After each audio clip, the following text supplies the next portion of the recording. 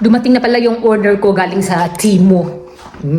Pinaka-favorite na online shopping. Affiliate ako nito ba, pero hindi ko alam kung bakit hindi ako maka-discount. Ang daya naman nito ni Temu. May cashback naman sila, pero Diyos ko, kung kuripot naman ninyo, parang awa nyo na. Ilang beses na akong unboxing sa mga product ninyo, tapos wala pa rin. Wala din nagpadala sa akin ng mga free. Buksan ko na to, pakita ko sa inyo kung anong laman dito, baka bilyon na. Excited na din ako makita ito. 3 items lang ito eh. Higop lang muna ako ng kape bago ko umpisahan ito. Ito na pala, tapos yung link nito sa mga items nasa description box. Click lang para mag-dairy kayo doon sa Temu. Huwag niyong kalimutang gamitin yung aking code para maka-discount kayo. Tcharam! In case of emergency, bumili ako ulit yung in-order ko dati. Nako, may punit na siya. Nasubrahan sa bigat ata. Hala, parang matibay ito ah. Ay, medyo mabigat. Maganda. Parang matibay nga ito. Hindi parang matibay nga siya. Oh, maganda ang bag. Kaya lang mabigat.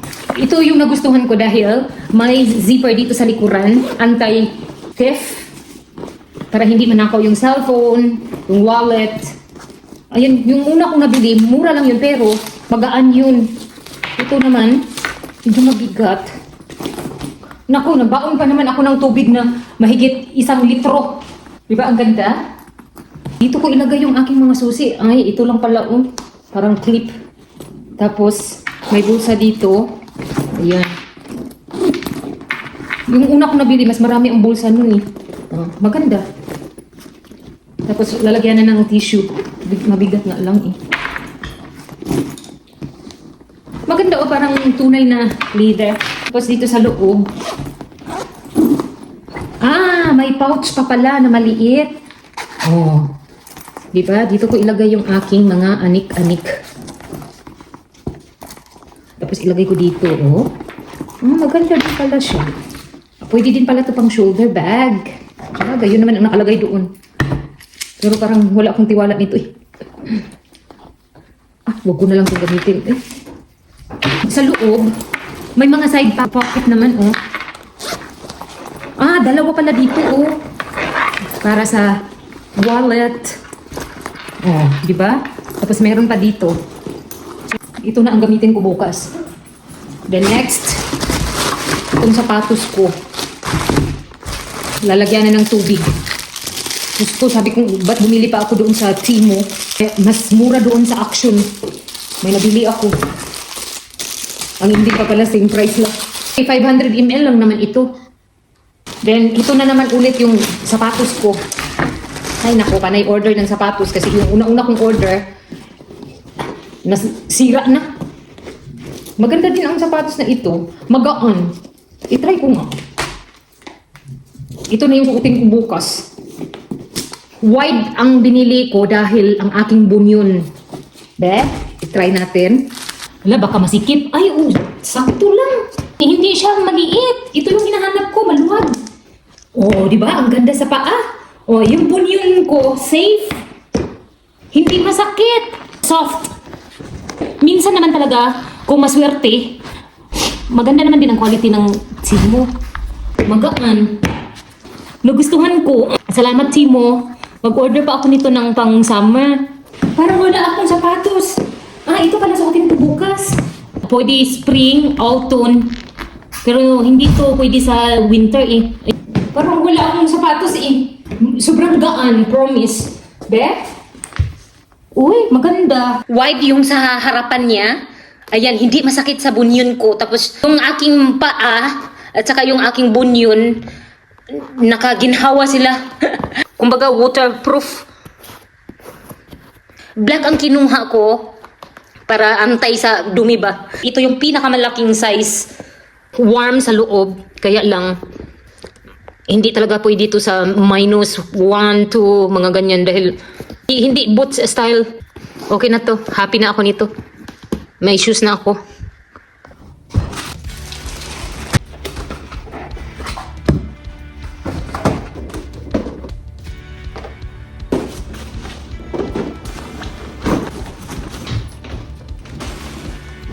Morning madlang people! Hindi ko natapos ang aking vlog kahapon. So ito na yung na-unboxing ko from Timo. Gagamitin ko ngayon. Tadam! You know, ang lakas maka-teenager.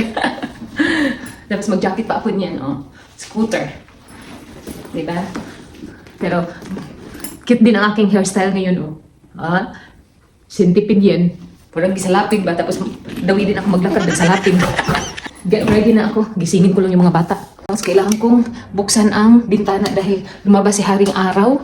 Ayan. Para yung mga plants ko dito, mainitan. Needs nila ng Haring Araw. Thank you, Papa Jesus. Lumabas si Haring Araw. Gisingin ko lang yung mga bata. Check ko muna yung... Agoy, nag-negative 0. Ano ba yan? Pabago-bago kahapon. 5. Nakakainis. Kala ni, pag-idimi. Do squalky. Diyos ko, dugmon pa more. Morning, titas. Ihatid ko na sila sa school. Then si kuya ang magdala ng scooter. Everyday yan siya. Humihiling siya sa akin na pwede ba siya ang mag-drive hanggang school lang naman. Philip ko pa di Jimmy. Ang ganda ng panahon namin pero nag-minus. Kaya maraming nagkasakit dahil pabago-bago yung aming panahon. Oh, pumali Philip. Marunong na si Philip. Walang stand yung bike niya. Putskay, kala ni. Alam na ni Kuya Alex kung paano mag-drive ng scooter.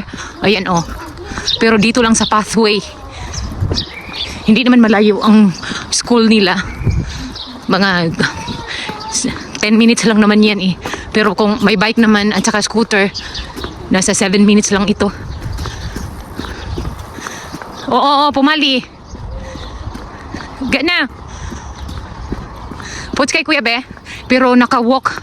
Setting lang mo naman tong scooter, Be. Is it walk? Ayan oh, walk. May taong naglakad. Itong maid nila, sumusunod sa kanila. Maid na pula yung labi. Parang burikat na hindi nahalin. Oh, may saibit po ni bataan eh. Bayot. So, kailangan ko palang mag-disco mamaya. Doon sa hotel dahil marami lilinisan ko today. Oh my God. Karating na kami dito. Ayun si Kuya. Bisag nagkalisod na. Hala, sige, scooter pa rin. Putskay. Okay, stand there. Oh, bless mama. Then, puslukad yung utsitel ka, ha? Papasok na daw siya ng school. Puslukad, ha? Okay, teacher. Dobre, ahoy.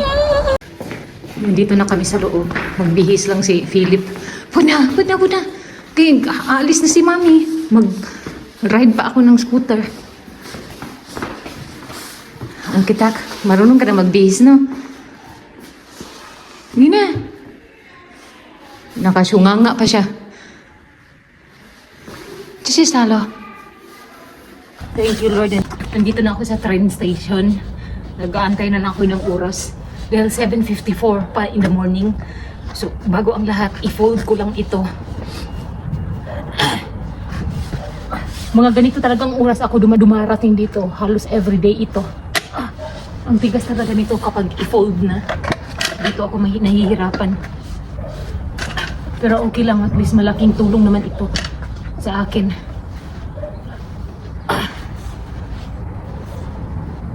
Para pagdating ng train mamaya, bitbitin ko na lang ito.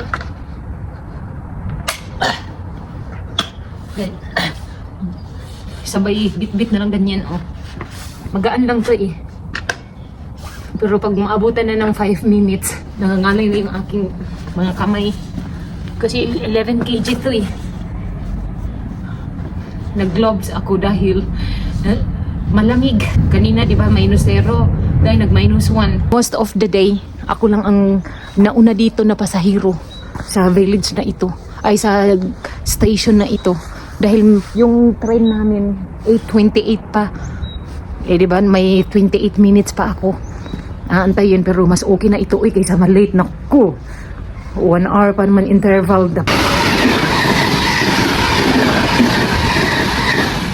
Yan po ang fastest train. Tinatawag nila na express. Tapos ang ganda ng panahon namin ngayon, oh. Lumabas si Haring Araw. Thank you, Lord. So, pwede na ako mag-TikTok. Mag-party kaya ako dito. Exercise ba ang pang-energy ko bago ako pumasok doon sa trabaho. Mas gabi dito na ako sa hotel. Kailangan ko ng pambikis. Ay, kailangan ko nitong i-remove ako siya. Mga jacket.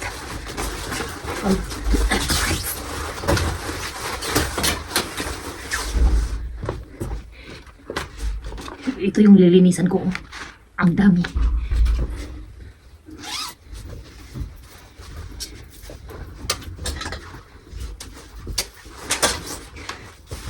Palibasa kasi ang ligaw ang suot ko. Kaya kailangan ko pa rin. Pati medyas ko. Clear din. Kasi nag-negative bigla. Ganito ang life. Kapag maraming room na linisan. May pa-welcome note sila para sa mga new guest. Ganyan ang hotel. Ito po pala ang apartment ng hotel and then sa loob makikita ninyo malaki ito. Then halos kompleto na at ang kulang na lang dito yung mga laman loob. Charis lang. O ang daming table. Akala mo naman kung maraming guest ang pumapasok dito eh. Syempre, lilinisan yan. Lagyan ng linens para mas maganda tignan at malinis. Pagpasok ng guest, wow! Arrange na arrange eh. Akala mo kung 5-star hotel eh. 3-star lang pala. As usual, magpapalit ng linens ang pinaka-hate ko sa lahat. Ito ang kanilang refrigerator. Malaki ito, kaya lang walang laman. Pwede ako dito magtago ba sa sobrang laki. O, kala siguro to kuryente ba, for sure. And ito pa pala yung brand, okay. At okay lang daw na naka-under ito ng 24 hours. Tapos na pala akong mag-work. Kaya nakakapagod. 15 rooms ang nilinisan ko today. Ito na nga sinasabi ko eh. Pahirapan na sa trabaho. Dahil sa sobrang dami ng nilinisan ko. Almost everyday siya. Tapos may mga regular guest kami. Alam niyo ba, may guest din kami na from Philippines. Ang receptionist ang nagsabi sa akin na may kabayan daw. Siguro nakita ko kanina. Kaya lang, parang nag-alanganin nga din siya sa akin eh. Marami din kasi ang kaparihan ng mukha ko dito, mga Vietnamese. Katitig na lang kami sa isa't isa eh. Parang may pagtingin. Charis lang. Nakakatuwa din. Maya na tayo mag-check-up eh. Hinihingal ako eh. Naman na dito na yung tray namin oh. Ay, thank you Lord. Maaga ako. May 15 minutes pa ako, di ba? Saan ka pa? Oh, kasi 4:01 pa lang oh. Pero at least, nandito na ako. Hindi na ako mag-aantay ng matagal. Pero close ata to dito banda. Oh. Mahaba ang train namin today. Doon ako sa pinakadulo. Para walay kalaban ba? Ay, dito pa pala dapat. Oh. Open off naman. Eh. Mahaba yung train. Tapos dito lang ang bukas. Oh. Ba yan, oy? Pinapahirapan ninyo ako eh. Ito oh. Okay na to. Maghahanap lang ako. Dito siguro banda. Nandito ako sa loob ng train. Tapos, naghahanap lang ako kanina ng maupuan ko. Kasi doon kanina, may nakita ako. Kasama niya aso. Natakot man ako eh. Dito na lang ako uupo. Ako lang mag-isa. Itong area na ito, para to sa mga bike, scooter, at sa mga matatanda. Ayan oh. May nakalagay. Yun nga, ipagpatuloy natin yung pinag-usapan natin kanina regarding doon sa trabaho ko. Noong winter, relax pa ang beauty ni Margie. This time, nangarang na. Pagod ako every time na umuwi ako ng bahay. Diyos ko, yung mga buo kong katawan, hindi ko na ma-explain. Nakakapagod. Sa totoo lang. Tapos ang dami pang utos ng aking mga amo. Imagine that, 5 sila. Huwag po, nag-iisa lang ako. Minsan hindi ko na sila sinusunod, hinayaan ko na lang. Minsan kasi nakakairita na kapag nakita nilang tapos na ako, ay maya may utos naman. Minsan nagtatago na nga ako eh. Dahil natakot na ako, baka utusan na naman nila ako. Tapos hindi matapos-tapos yung aking trabaho.